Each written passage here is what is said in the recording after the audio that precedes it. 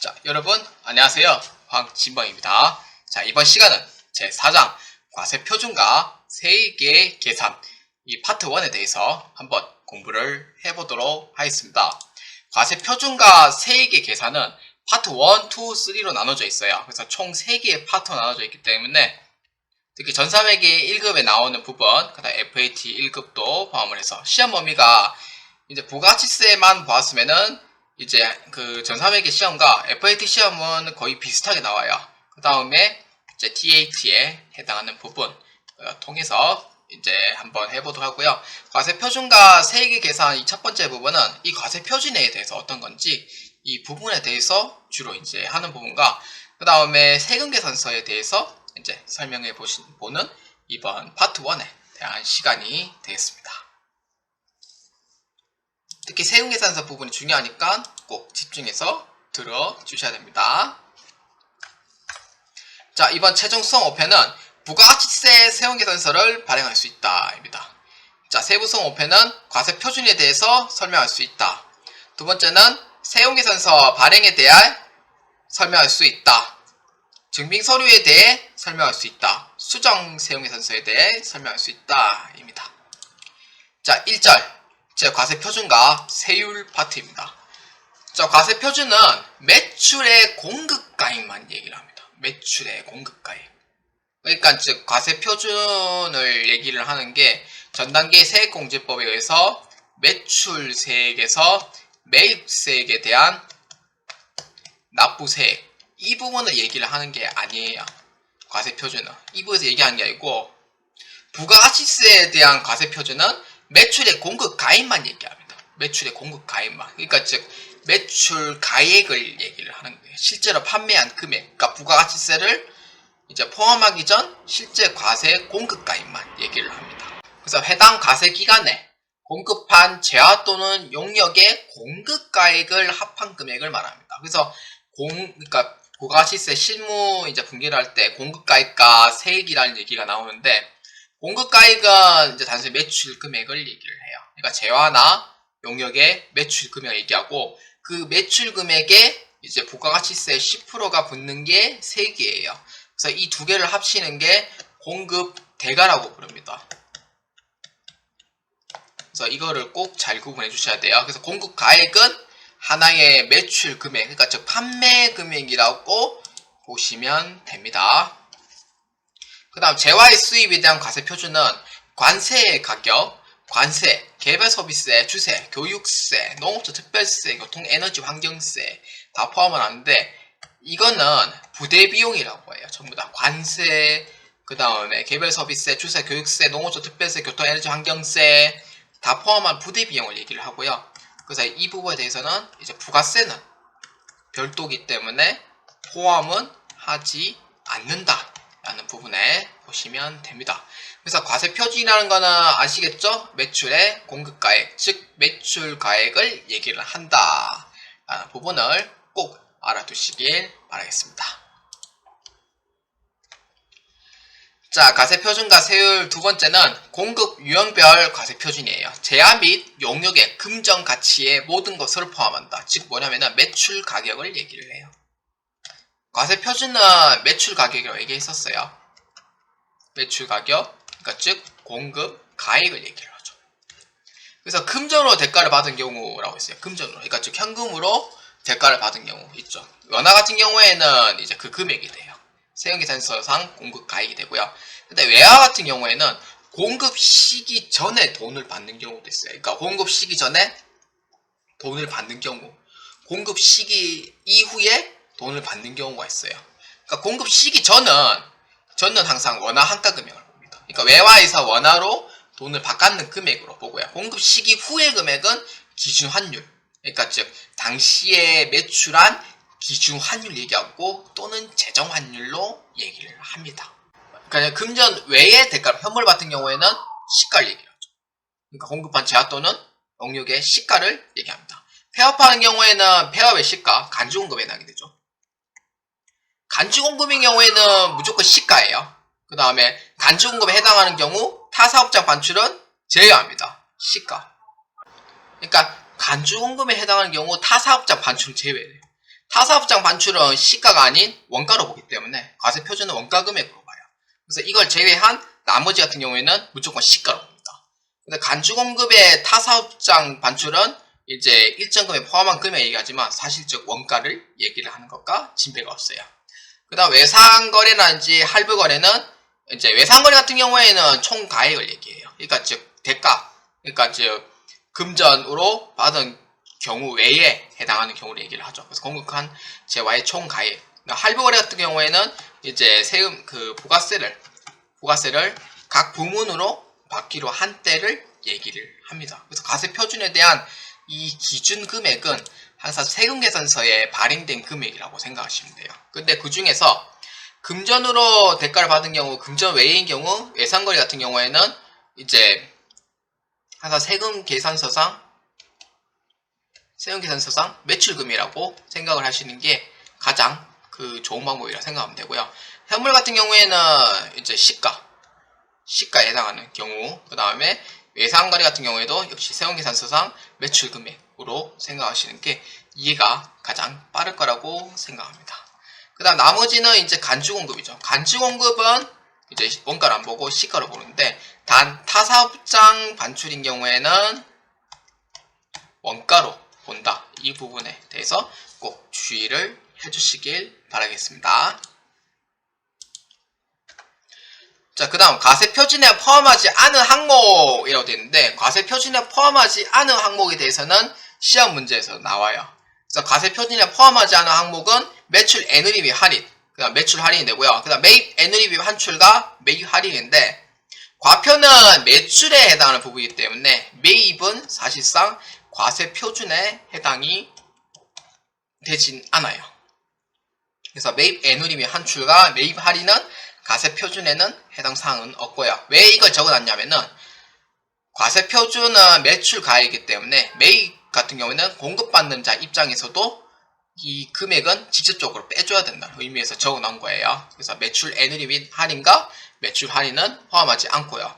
그 다음에 공급받는 자에게 도달하기 전에 파손, 훼손, 멸실대가액. 그러니까 즉 예를 들어서 이렇게 이제 제품을 딱 싣고 가요. 제품을 싣고 가는데 비가 엄청 쏟아진 거예요. 비가 쏟아진 거예요. 비가 쏟아져가지고 녹슬었죠.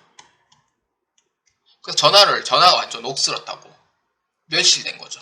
결국은 못 쓰는 거예요. 그렇기 때문에 이 부분에 대해서도 과세 표준에 포함하진 않습니다. 쓰지는 못하기 때문에. 그 다음에 재화 용유에 관계없는 거예요. 관계없는 국고보조금이나 공고보조금. 이거는 포함 안 시킵니다. 재화의 용유에 관계 있는 거면은 포함시키는데, 재화 용유에 관계 없는 거는 포함을 안 시킵니다. 국고보조금하고 공공보조금. 특히 그 다음 연체이자.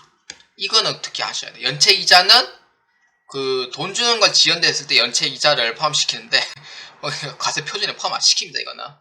이거 포함시키는 회사도 있어요. 실무에 들어가면은. 그 다음 반환 조건의 물건의 용기 대금과 포장 비용, 그 다음에 종업원에게 지급된 봉사료예요. 그러니까 즉 회사에서 지급된 봉사료가 아니고 종업원에게 지급된 봉사료는, 그러니까 하나의 팁을 얘기를 하죠. 팁. 그러니까 팁을 주는 거죠. 외국 같은 경우에는 팁 주는 게 문화로 되어 있기 때문에 팁을 주긴 주는데, 이제 우리 종업원에게 지급된 이제 봉사료 같은 거 있죠. 그러니까 즉 회사에서 포함된 봉사료가 아니고 종업원에게 개인적으로 지급한 봉사료는 과세 표준에는 포함하지 않습니다. 그래서 포함하지 않은 항목은 이제 이렇게 되고요.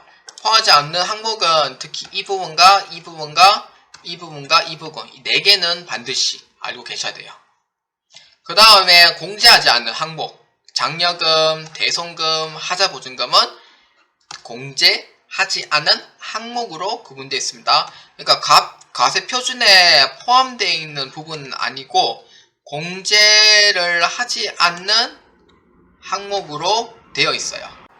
그래서 이 공제하지 않는 항목과 그 다음에 과세 표준에 포함하지 않은 항목에 대해서 반드시 구분을 잘 해주시길 바랍니다. 시험 문제에서 다음 중 공제하지 않는 항목에 대해서 아닌 것은 이렇게 물어볼 수도 있어요. 그래서 장려금, 대손금, 하자보증금은 과세 표준에서 공제하지 않은 항목, 그러니까 빼는 항목이 아니에요. 다 포함시킵니다. 다 포함시키기 때문에 이 부분에 대해서는 꼭 잘 구분을 해주셔야 됩니다. 자, 마지막 이제 부가시세 세율인데, 부가시세 세율은 10% 단위 세율을 적용을 한다고 했었죠. 이 부분에 대해서 1장에서 총론에 대한 부분도 했었어요. 그래서 부가가치 세율은 단위 세율로서 10%만큼의 고정 세율을 적용을 하고 있습니다. 자, 그럼 제2절 거래징수와 세금 계산서입니다. 자, 거래징수와 세금 계산서인데, 이 거래징수에 대해서 한번 보도록 하겠습니다. 자, 사업자가 재화 또는 용역을 공급하는 경우 재화 또는 용역의 공급에 대한 부가가치세가 과세 표준에 공급가액에서 부가가치세 10%만큼 적용을 해서 재화 또는 용역에 공급하는 자로부터 징수를 한다고 되어 있어요. 그러니까 즉 물건을 판매하는 경우에는 판매가액에서 이제 곱하기 10%만큼이 이제 부가세가 되니까 이 부가세를 징수를 한다라는 내용의 의미를 보시면 됩니다. 그러니까 물건을 사고 팔 때마다 부가세가 있기 때문에 이 부가세를 거두어 드린다라는 의미로 해석을 해주시면 됩니다. 그리고 이 부분은 다 중요한 부분인데 가장 중요한 증빙서류에 대한 얘기예요. 증빙서류에 대한 부분이기 때문에 반드시 알고 계셔야 됩니다. 이 부분은 정말 중요합니다. 과세사업자는 이제 증빙서류로서 전자세금계산서, 그 다음에 전자계산서, 신용카드 매출전표, 현금영수증이 법적 증빙서류가 해당이 됩니다. 법정 증빙서류는 크게 4가지로 분류가 돼요. 전자세금계산서, 그 다음에 전자계산서, 또는 종이도 포함해서요. 신용카드 매출전표, 현금영수증 이 4가지가 포함이 됩니다. 그 다음에 간이사업자는 간이영수증만 발급이 가능해요. 간이영수증만. 그러니까 매입자는 매입세 불공제돼요. 왜냐면은 간이영수증은 법적 증빙서류가 아니에요. 법적 증빙서류가 아니기 때문에 만약에 매입자가 간이가세자로부터 영수증만 받았다. 그러면은 부가세는 공제 안 됩니다. 그래서 간이가세자는 간이영수증만 발급이 가능하고요. 면세사업자는 이제 세금계산서 발급은 불가능합니다. 면세사업자는 세금계산서 발행하는 거는 불가능해요.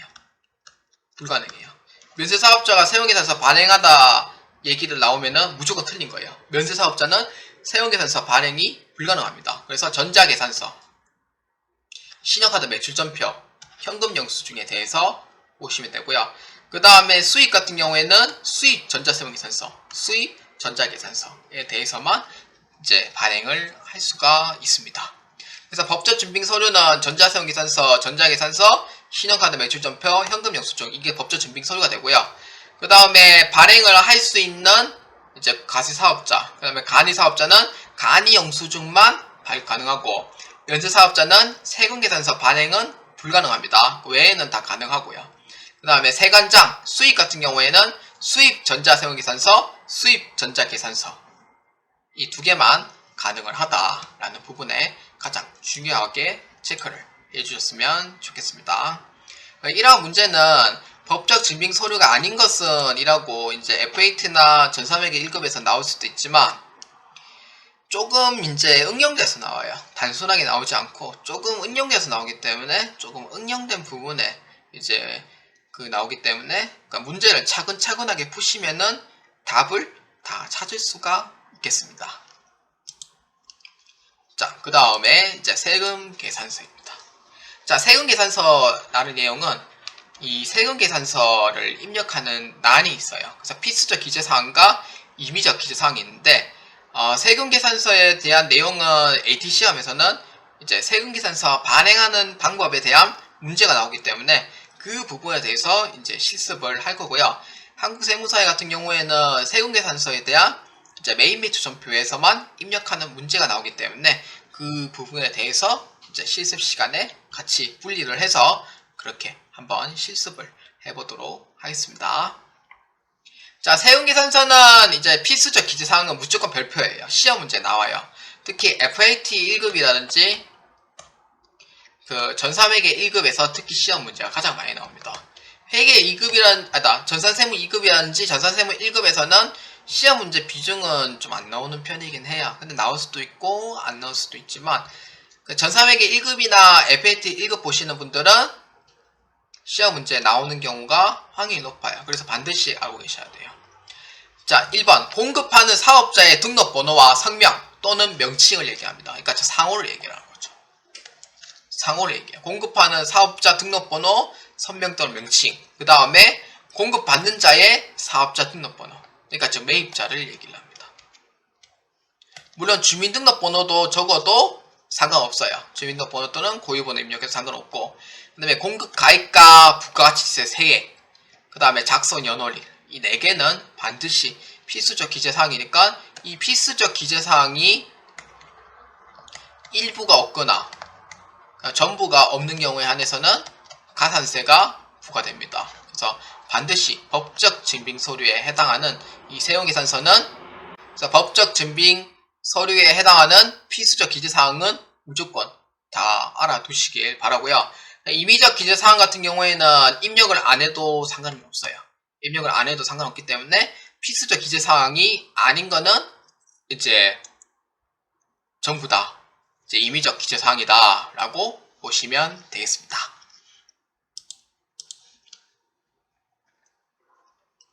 자, 그 다음에 세금계산서 발행입니다. 자, 세금계산서 발행 법인과 개인이 이렇게 있는데 세금계산서 법인 같은 경우에는 전자세금계산서를 얘기를 해요. 전자세금계산서 얘기를 하는데 법인은 무조건 100% 전자세금계산서를 의무적으로 발행을 해줘야 돼요. 종이는 절대 안 됩니다. 법인 사업자에 대한 세금계산서는 무조건 전자만 가능해요. 종이 절대로 안 됩니다. 종이 안 돼요.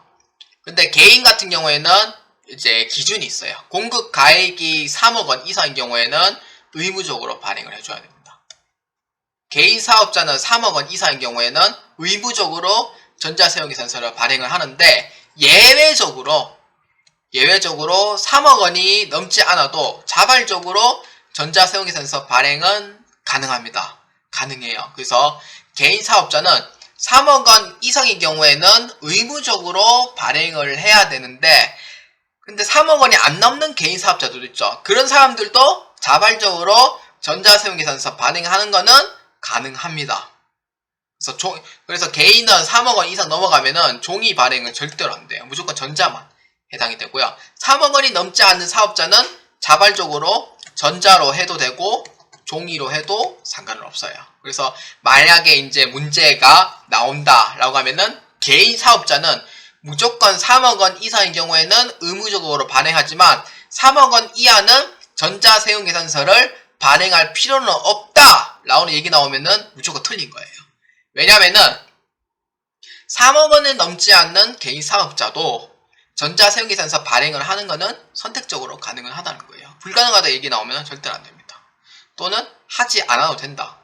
뭐 그런 거 나오면 안 돼요. 자발적으로 발행은 가능하다. 이렇게 해석을 주시면 돼요. 그래서 이게 문제 나오면은 약간 좀 세법을 좀 해석하는 관점에서 조금 차이는 나요. 조금 차이는 나지만 나중에 문제를 보시면은 그때 이제 문제 나온다. 그러면은 한번 보도록 하겠습니다. 그래서 이 개인의 같은 경우에는 반드시 이 3억 원에 대한 이 부분을 집중해서 보시길 바랍니다.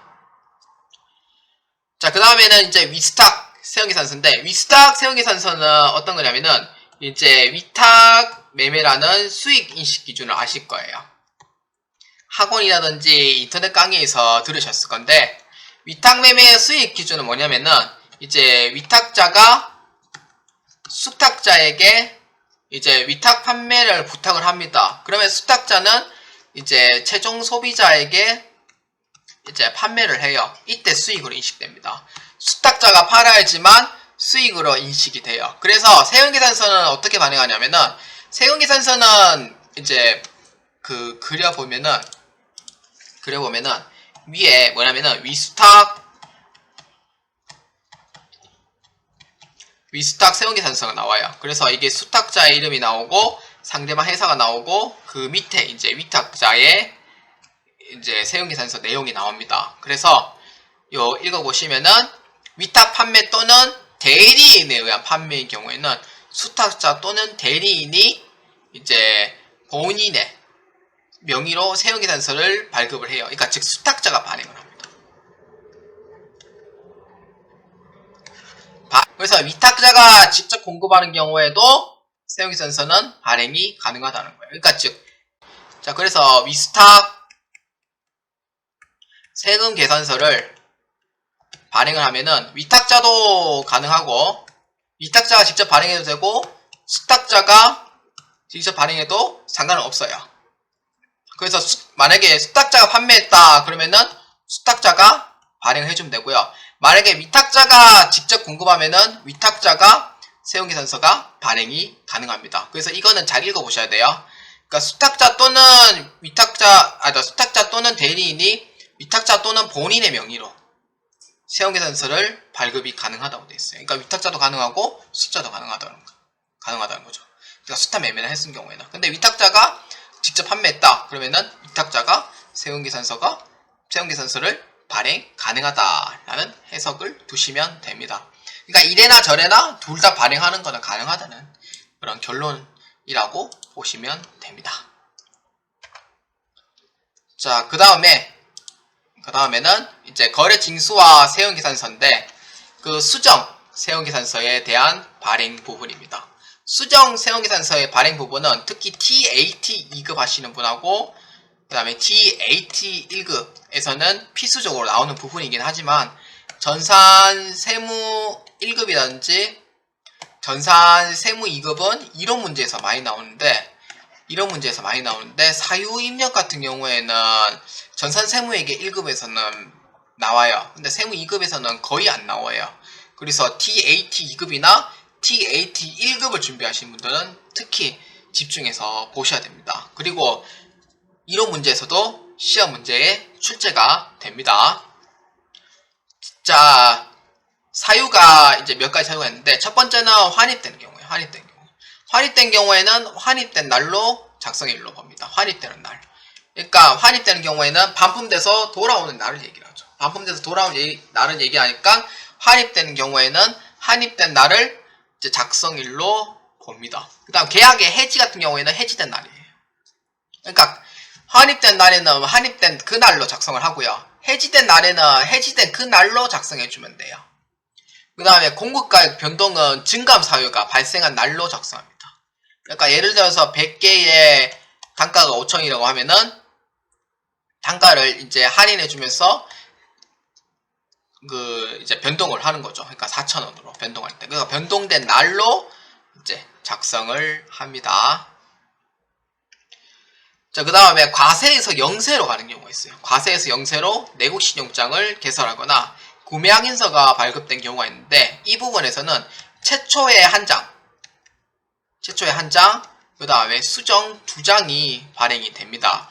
그래서 최초의 세용계산서 작성일을 작성하고요. 그 다음 비고란에 내국신용장 또는 구매확인서 개설일을 작성을 하면 됩니다. 그래서 이거는 이제 어떤 거냐, 4월 16일에 이제 세용계산서를 발행을 했는데, 이게 이제 내국신용장이나 구매확인서로 변동된 거예요. 그래서 이 날짜를 4월 16일자로 그대로 해서 이제 구매확인서 개설일을 작성을 해주면 됩니다. 그러면은 당초에 한 장, 수정 2장이 이렇게 해서 나올 거예요. 그다음 필요적 기재사항에 대한 착오, 그 다음에 착오로 인한 이중 발행 같은 경우에는 최초에 발행된 내용을 수정해주면 되죠. 그래서 이중 발행된 경우. 그 다음에 면세에서 이제 과세로 되는 경우도 있는데, 잘못 발행해서. 그래서 면세 등 발급 대상이 아닌 거래 같은 경우에는 이제 최초 발행된 날짜로 해주면 됩니다. 그래서 이게 만약에 환입이면은 4월 20일에 이제 판매를 하고 4월 26일에 환입이 되었다고 하면은 4월 26일자에 환입된 걸로 보는 거예요. 해지는 3월 20일에 판매했지만 해지는 4월 5일에 했어요. 그러면 4월 5일에 해지된 날로 보는 거고, 공급가액 변동은 3월 20일에 최초 발행했지만 3월 23일에 증감 차이가 발생했어요. 그렇기 때문에 3월 23일자로, 그러니까 증감의 날로 그래 보는 거고, 과세에서 영세는 5월 15일에 최초일이면은 내국신용장 개설일이 5월 15일자로 이제 수정을 발행이 좀 되고요. 필요적 기재사항은 4월 10일에 최초 발행했는데 수정하겠다. 그러면 4월 10일로 보는 거고, 기재사항 착오 정정 얘기합니다. 그 다음에 착오로 인한 2주 발행은 4월 10일에 2장 발행했으면은 4월 10일에 한 장 없애주면 되는 거고, 그 다음에 면세 등 같은 경우에도 똑같이 4월 10일이면은 이제 사유가 발생했다. 그러면 4월 10일로 해가지고 변경을 해주면 된다. 라고 보시면 됩니다. 그래서 이거를 날짜를 대입을 해서 생각해보면은 이해가 생각보다 이게 빠르실 겁니다.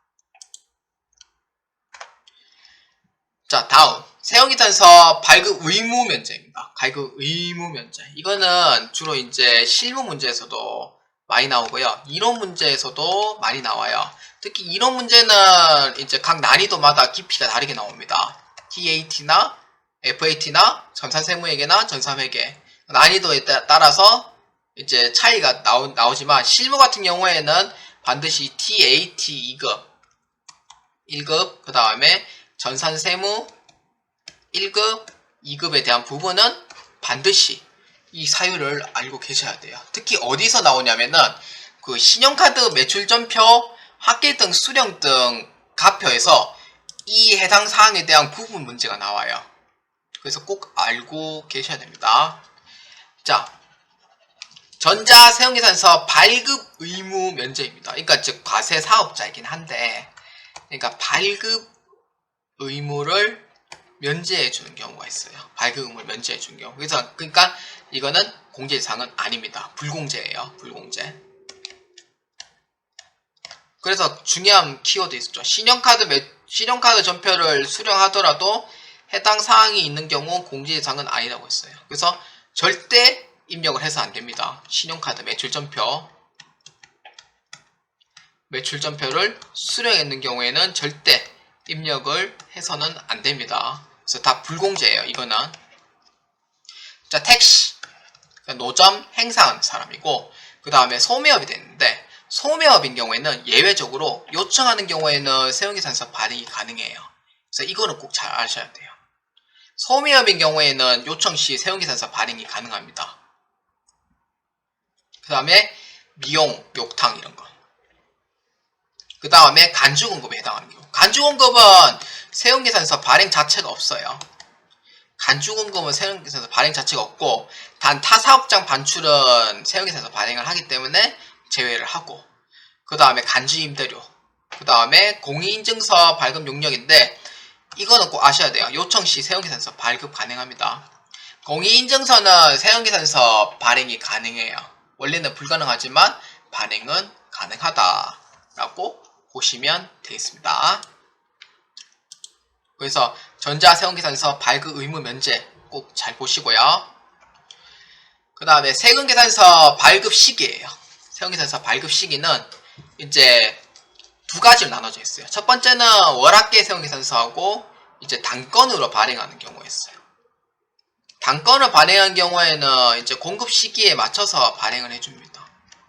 그러니까 즉 매출하는 경우에 이제 발행을 해주지만, 이제 월합계 세금계산서 같은 경우 있죠. 건수가 상당히 여러 건수가 있어요. 같은 거래처인데 건수가 막 10개 있고 20개 있고 이런 경우가 있어요. 그러면은 세금계산서 10장 끊어주고 20장 끊어주고 그 부분이 좀 힘들잖아요. 그렇기 때문에 이 10건에 대한 건수와 20건에 대한 건수가 이렇게 존재하면은 한 건으로 해서 말일자로 해가지고 발행을 합니다. 그래서 언제까지? 다음 달 10일까지 발급을 해주셔야 돼요. 이게 바로 월합계 세금계산서다 라고 보시면 됩니다.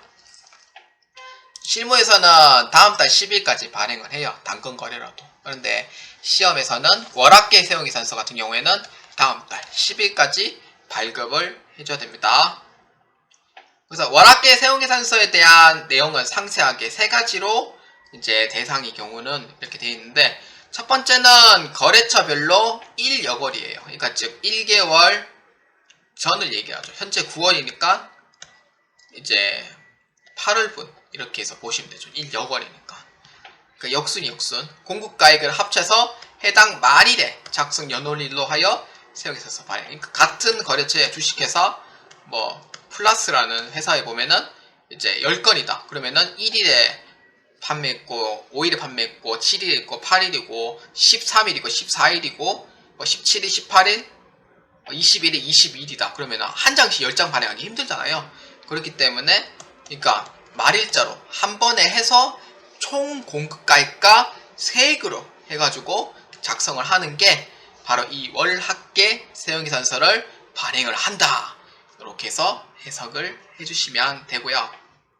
두 번째는 이제 거래처별로 1여걸 이내에서 사업자가 임의로 정한 기간이 있어요. 임의로 정한 기간에 공급가액과 이제 그 세액을 합쳐서 과세기간 종료일을 작성 연월일로 해서 세운계산서를 발행하는 경우가 있어요. 그러니까 임의로 정한 기간. 그러니까 즉 꼭 말일이란 필요가 없죠. 꼭 말일이란 필요 없이 뭐 5일에 한 번 해주겠다. 뭐 20일 한 번 해주겠다. 뭐 이렇게 해도 상관은 없다는 거예요. 그 다음에 세 번째는 관계증명에 따라 실제 거래 사실이 확인되는 경우라고 있는데 이거는 해당 거래일을 작성 연월일에서 세운계산서를 발급하는 경우. 그러니까 관계증명 서류에 따라 이제 거래 사실이 확인되는 경우에는 이제 해당 작성 연월일로 해서 이제 발행을 해주면 된다라고 보시면 됩니다.